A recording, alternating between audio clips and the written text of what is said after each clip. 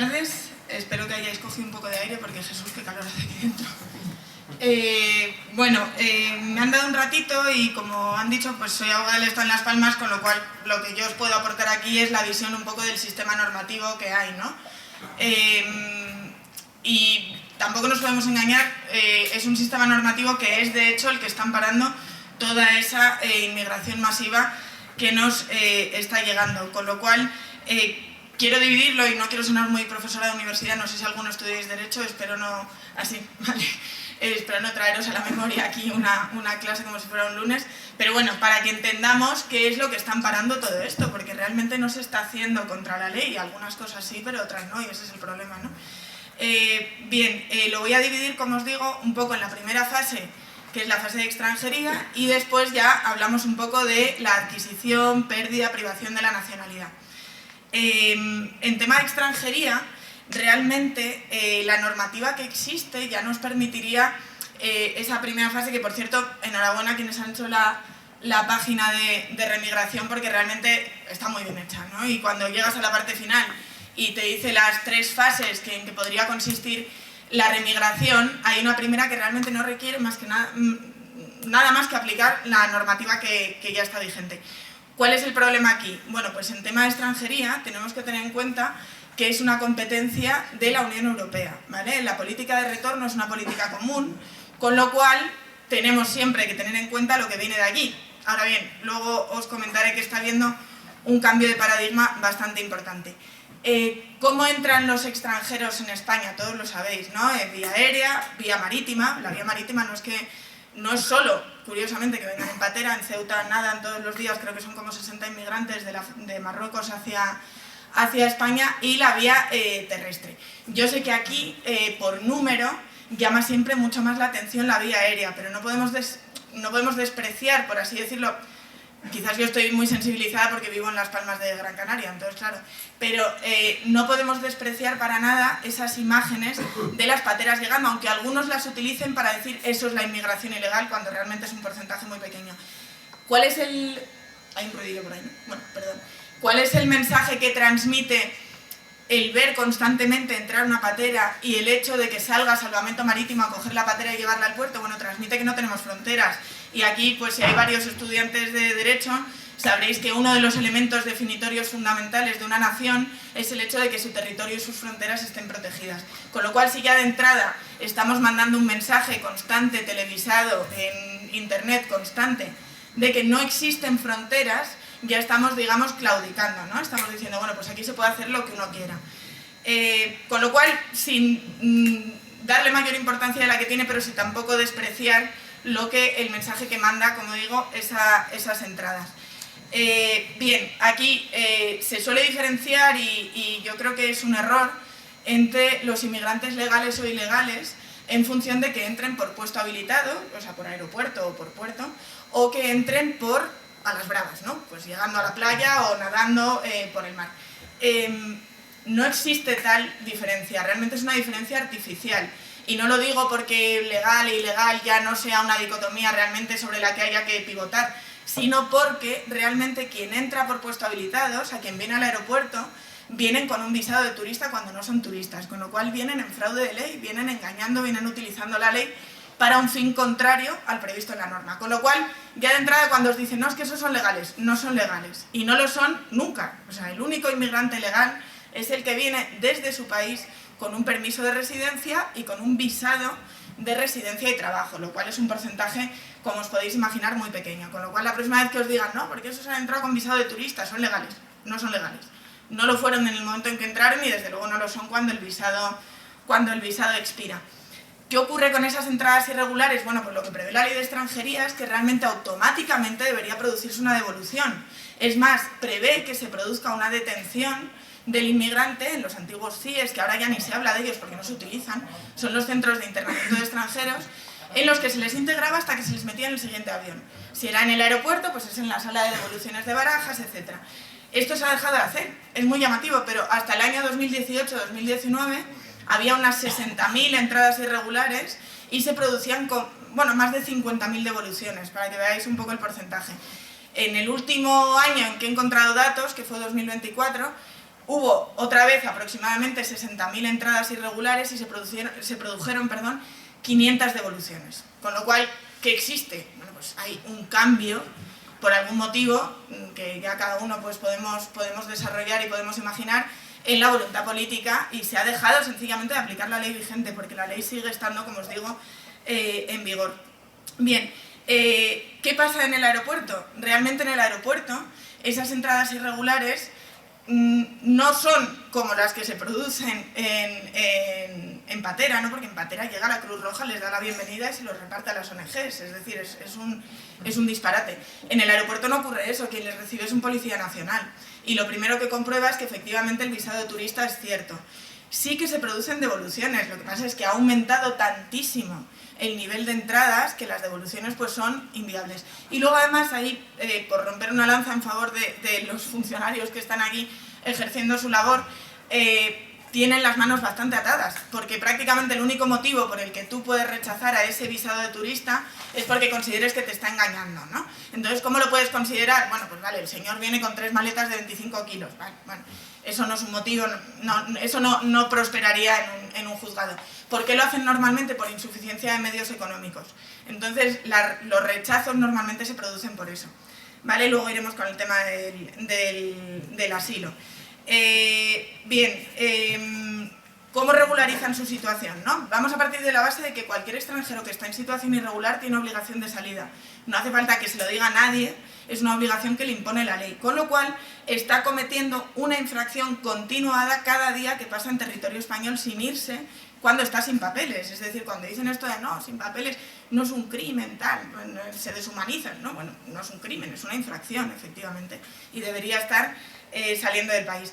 En cuanto a la regularización, vamos a dejar de lado, por así decirlo, casos un poco más extraordinarios, pues como cuando contraen matrimonio con un español, o bueno, y me voy a centrar en el de la residencia por arraigo, ¿vale? Es una residencia temporal que lo que hace de facto es, digamos, borrar, por así decirlo, la entrada irregular que se había producido, ¿no?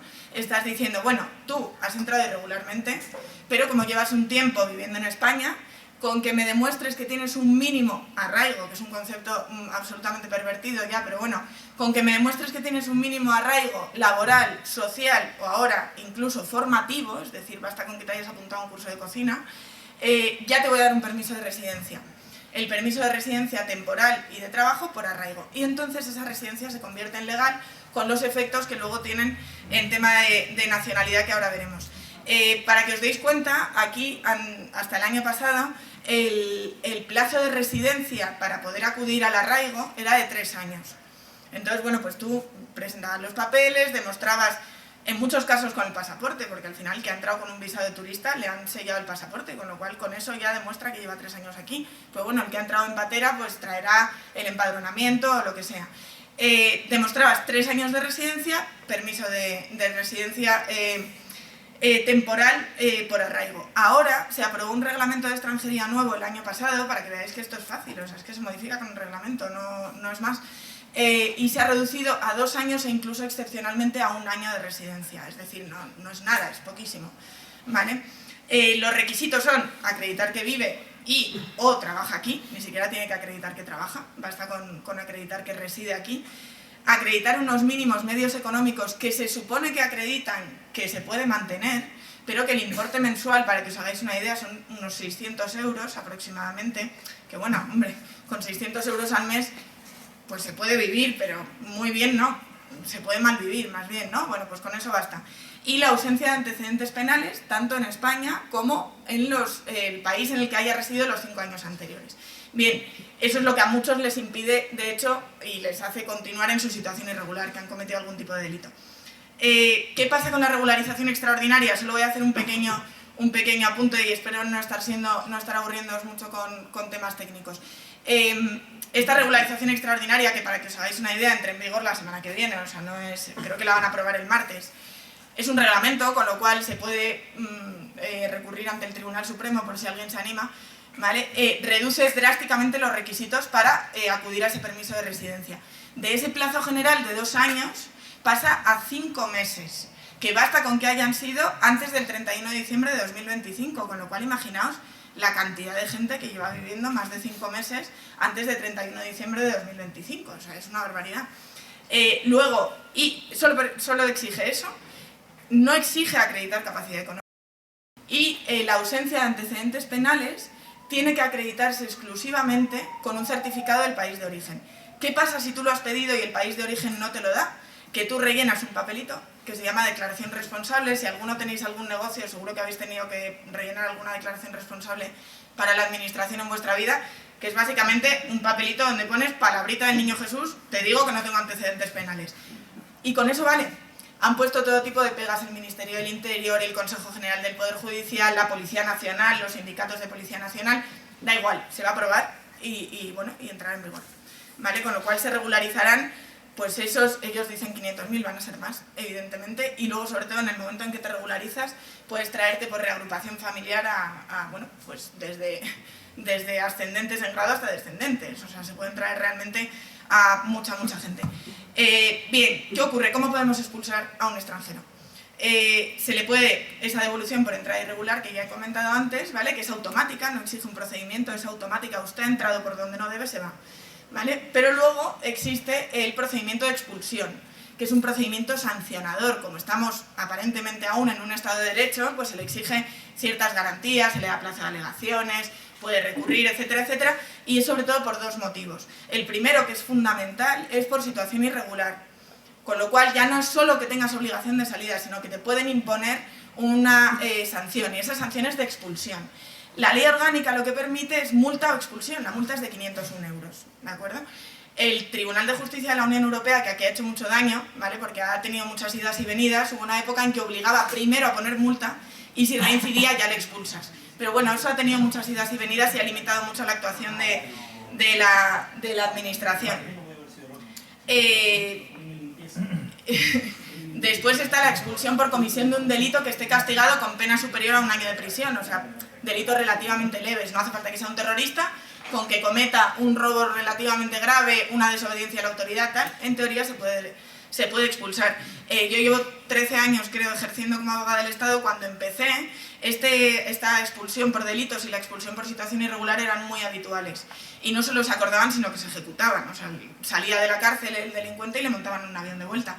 Pero ahora no se están ejecutando, ¿vale? Es muy raro que se ejecuten. Las únicas casi expulsiones que se ejecutan son las que suponen la sustitución de una pena de prisión por la expulsión. Que, ojo, porque a veces decimos, bueno, que fuera, si es un delincuente, fuera. Bueno, fuera, se va a su país y no cumple ninguna pena. O sea, quiero decir, igual ha violado a alguien aquí o ha lesionado a alguien gravemente, vale, bueno, lo sustituimos por expulsión, pero hay que asumir que entonces en el país de origen no lo va a cumplir. Pero bueno, es una opción. ¿Qué pasa con los solicitantes de asilo? Esto es algo que nos limita mucho en tema de extranjería, porque ¿qué ocurre? Que esto es de regulación comunitaria también, ¿vale? Es de la Unión Europea. En el momento en que un extranjero solicita asilo, no se le puede devolver ni expulsar, mientras se esté tramitando. Si después se le deniega, pues ya sí. Pero claro, para cuando se le deniega ya tiene arraigo, ya pide el permiso de residencia, con lo cual ya no tiene sentido. Pero mientras se está tramitando no se puede expulsar, con lo cual esto se ha utilizado de forma completamente abusiva. O sea, un juez del sur de Gran Canaria me contaba una vez que, bueno, que es muy habitual que llegara una patera de Marruecos y todos pidieran asilo, y les preguntaba al juez, oye, ¿y usted por qué pide asilo? No, soy homosexual, y era homosexual toda la patera. Bueno, pues es poco creíble, ¿no? O sea, quiero decir, por puro porcentaje, pues es poco creíble. Pero eso ocurre, es una situación de abuso. En el momento en que ven que en el aeropuerto les están poniendo problemas, asilo. ¿Qué ocurre? Que aquí está habiendo un cambio de paradigma bastante importante a nivel comunitario, por creo que alguien lo ha mencionado, el Welcome Refugees que se le fue de las manos a Merkel y compañía. Claro, ha supuesto un cambio de paradigma, y luego las fronteras del este, que se han puesto muy serias y demás. ¿Qué hicieron? Aprobaron el Pacto de Migración y Asilo, que igual os suena, en 2024, y que entraba en vigor este año, ha entrado en vigor, y que era un cambio bastante importante porque suponía que en cuanto llegaban a una frontera exterior, nosotros somos frontera exterior de la Unión Europea, no se les dejaba entrar, aunque hubieran solicitado asilo, hasta que se resolviera esa petición de asilo.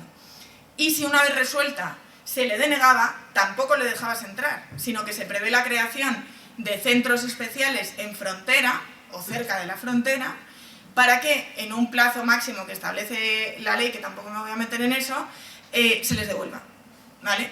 ¿Qué pasaba hasta ahora? ¿Y qué pasa? Que sigue ocurriendo, al menos en España, que claro, esto, pensad que las solicitudes de asilo las resuelve el Ministerio del Interior, y si os digo cuántos funcionarios hay en la oficina de asilo, pues es una cosa ridícula, o sea, tardan años en resolverlo, obviamente.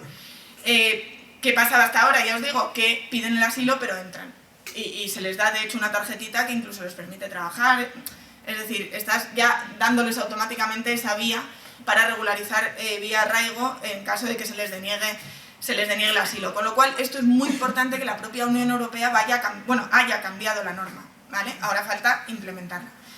Bien, hay otro cambio de paradigma que también os quería comentar, que no sé si habéis visto las noticias, hace un par de semanas salió que, claro, que la Comisión Europea estaba escandalizada porque el porcentaje de expulsiones y devoluciones de Europa en general que se ejecuta no llega al 20%, creo, pero es que en España es absolutamente ridículo. Y teniendo en cuenta que el año pasado el 35% de toda la inmigración que entró en Europa lo hizo en España, pues hombre, les han llamado un poquito la atención. Oiga, es que usted tiene cientos, miles, decenas de miles de resoluciones sin ejecutar. ¿Qué hace? Entonces lo que ha hecho la Comisión Europea, y lo ha aprobado el Parlamento la semana pasada, es aprobar un reglamento para un sistema común de retorno. Es decir, una vez que te han expulsado de un país europeo, te vamos a detener, o sea, así lo prevén, vamos a hacer un centro de detención en el que puedes estar un máximo de 12 meses, ampliable a 24, mientras resolvemos a ver cómo sales. Bueno, pues a mí de entrada ya me parece un cambio de paradigma importante, porque antes lo que teníamos era el Welcome Refugees, y ahora, bueno, pues tenemos esto que, queráis que no, por lo menos da un marco normativo algo más estricto. Bien, visto esto, ¿qué pasa con la nacionalidad? Bueno, pues la nacionalidad, la Constitución tiene muchos fallos, pero aquí pues no estuvieron del todo mal porque no regula como tal cómo se adquiere la nacionalidad.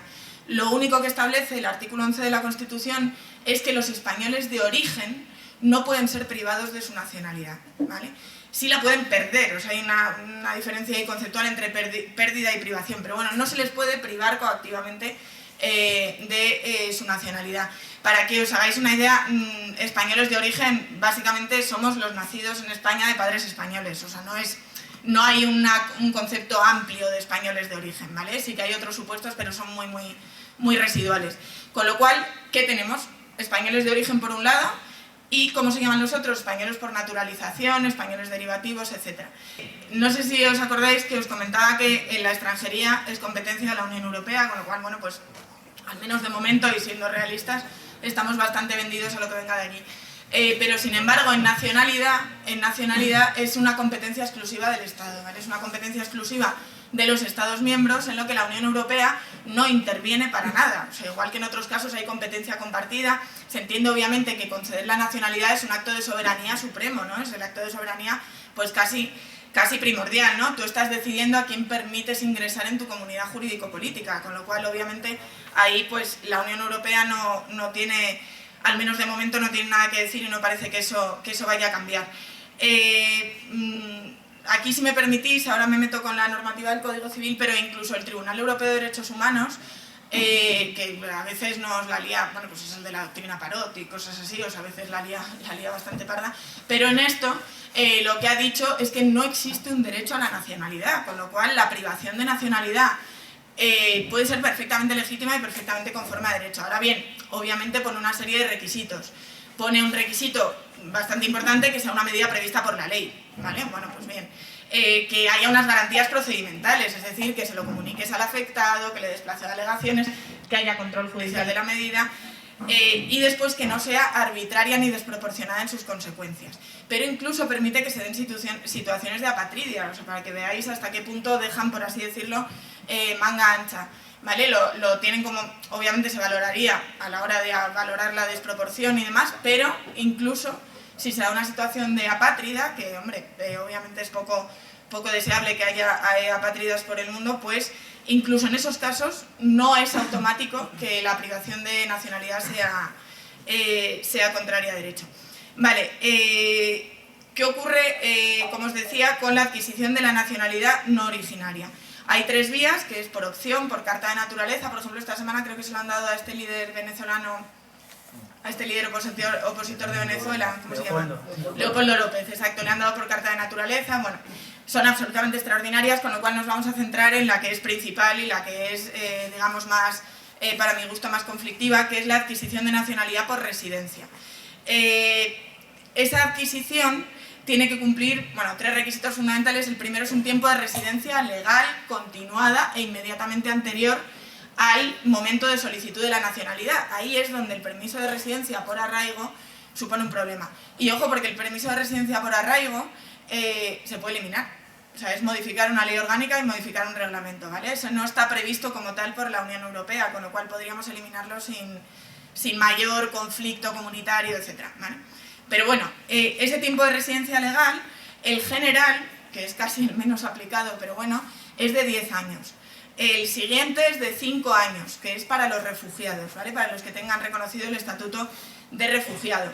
El más habitual es el de 2 años, que es el que se reconoce para nacionales de Iberoamérica, Andorra, Filipinas, Guinea Ecuatorial, Portugal y para sefardíes. Y el último es 1 año, que ese sí que, bueno, es bastante excepcional porque es típico caso de adopción de un extranjero por matrimonio español y demás, ¿vale? Con lo cual ese es bastante excepcional. ¿Cuál es el segundo requisito? La buena conducta cívica. Aquí es donde normalmente se exige, casi de forma exclusiva, que se carezca de antecedentes penales. Pero bueno, yo creo que todos sabemos que un buen ciudadano no es solo aquel que no comete delitos, ¿no? Yo creo que un buen ciudadano es también aquel que no ha entrado de forma irregular en un país, con lo cual ya solo con ese concepto, que es un concepto jurídico indeterminado y que por tanto admite interpretación, ya solo con eso, pues hombre, con una interpretación más restrictiva, cualquiera que haya entrado en España por puesto no habilitado y haya estado en situación irregular, en vez de venir con su permiso de residencia, pues de entrada ya se le podría excluir, ¿no?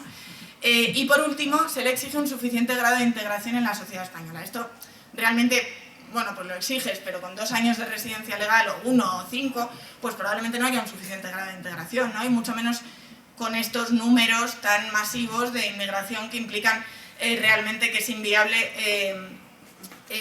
integrarse, porque todos tendemos, si alguna habéis estado, pues yo que sé, de Erasmus o trabajando en el extranjero, normalmente te juntas con los tuyos, ¿no? Pues al final aquí pasa lo mismo. Bien, después tienen 6 meses para jurar o prometer fidelidad al rey y cumplimiento y obligación y obediencia, a la Constitución y las leyes, con lo cual, lo mismo, si nos ponemos a interpretar eso estrictamente, en el momento en que un nacionalizado incumple alguna norma, ha incumplido su juramento, ¡pum!, fuera. O sea, que quiero decir que todo admite mucha interpretación sin necesidad de modificar, que ahora vamos, ¿vale? Y implica también que tienen que renunciar a su anterior nacionalidad, con la excepción de los que hemos dicho antes del plazo de 2 años, ¿vale? Con lo cual los iberoamericanos, sefardíes y demás no tienen que renunciar a su anterior nacionalidad. Y por último, la inscripción en el registro civil. Vale. ¿Qué ocurre? ¿Cómo, una vez que tienen la nacionalidad, cómo se puede perder? Porque sí se puede perder con el Código Civil vigente, ¿eh? Ya os digo que además luego pues siempre hay posibilidad de modificarlo.